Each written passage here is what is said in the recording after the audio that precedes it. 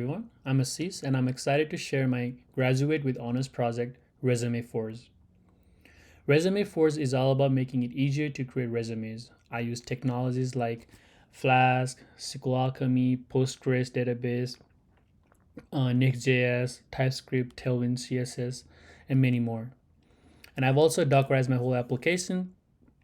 And all I have to do is I start up my Docker Compose file, and it will start my both client, server, and my database. And throughout the development process, I encounter various challenges, particularly in integrating Flask with Next.js. I relied heavily on documentation and experimentation as the combination of these technologies posed unique hurdles. It was a journey of trial and error, but it ultimately led to valuable insights into software development best practices. For the demo, I wanted to talk about one of the input that I've created for our application is to get resume. So when the user clicks on the view resume button on the application, what happens is the front end side will hit that endpoint, get resume, and they also have to pass the access token. Otherwise, it will be an unauthorized request and they won't be getting any data back. So this is all getting handled by this decorator JWT required. And after we validate it, then when we come here inside and grab the user information like profile, and work experience, education, blah blah blah, and then we send it back to the front end where we store it in our state of our component, and then we use it to render our HTML codes or JSX code. And so let's look at our application. So this is our landing page where there's small logo, sign in, sign up button, small like information about our application. And let's say if we want to create an account, we click on get started, and this is where we'll create an account. But I already created an account for the demo, so we can go to sign in, and let's sign in over here. So after we sign in here, it takes us to the home page where we see now sign out button, welcome text, and 3 button: create resume, update resume, and view resume.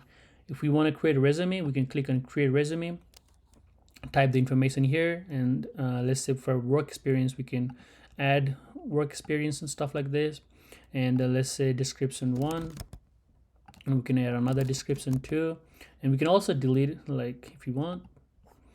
And let's say I don't have any work experience, then I can just remove the whole work experience. I can do same thing with education, and again remove it if I don't want it. And let's say we created a resume, then we want to view it, then we can go to this button, view resume.